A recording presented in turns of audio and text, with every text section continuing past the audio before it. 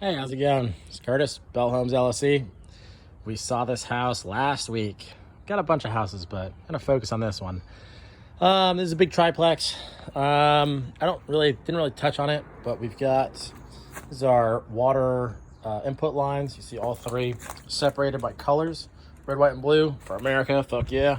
But exciting things happened. We got a bunch of framing done, and then we got drywall delivered, and they just started today. So, some drywall tips and tricks. Don't do it yourself, hire somebody else to do it. Second thing is to make sure that you mark out where a bunch of the things are gonna be at. I didn't really expect to drywall this house, but well, you live and you learn. So, we're gonna go drywall over plaster. So there's gonna be a few weird kind of things. There should have been a little bit more shimming and marking out, but we're gonna get through this and it's not gonna be a bad thing. How do you find good drywall people? You drive around houses and you see if there's construction going on, and you walk in there and you talk to the foreman and you ask who's in charge, and you kind of look at the job site, see if it's a mess like this one, and don't get them, or understand that you're going to be able to use them and drywall your place for cheap. So negotiate everything. Once again, the three golden rules of everything with contracting, which is good, fast, and cheap. Pick two. Let's see. So this is one apartment. I know we did the walkthrough in the last video, but what I do want to, I guess, emphasize is there's been a lot more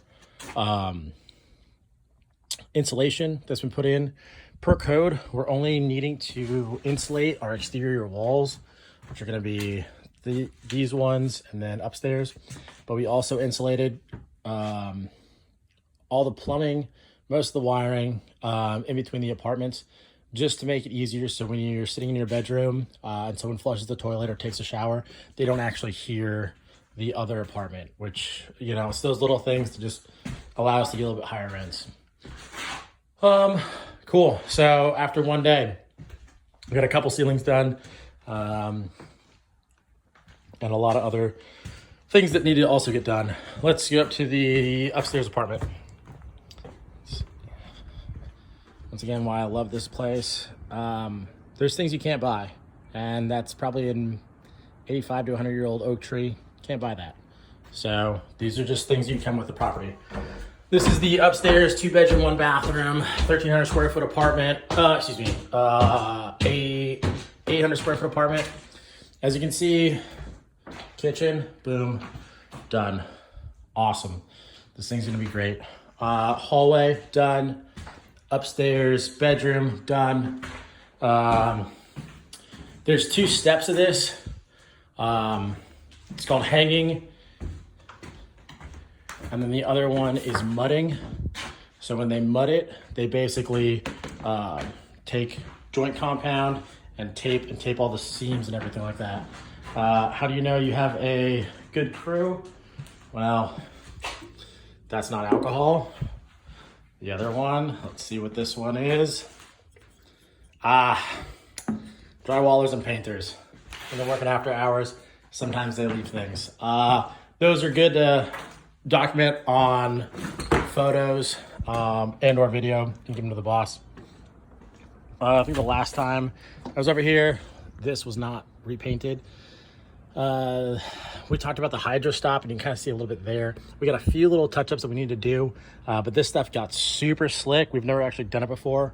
I've never done it before. Our roofers have, but we ended up kind of messing up. We just did the main part as opposed to the seams. So then when we went back over the seams, you can see all of our footprints. So what we'll do is we'll just do a light coat again once we're almost 100% finished, and just redo those. Yeah, that's another piece of progress. Once again, this is an aluminized coating. What else?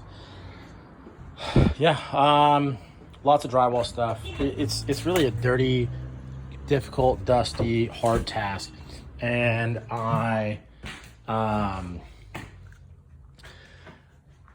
got a lot of respect for the guys that do it. It's a hard and fast job that needs to get done, but it takes skill and it's hard to do. But it definitely really changes the smoothness of a property. It really changes a lot of it.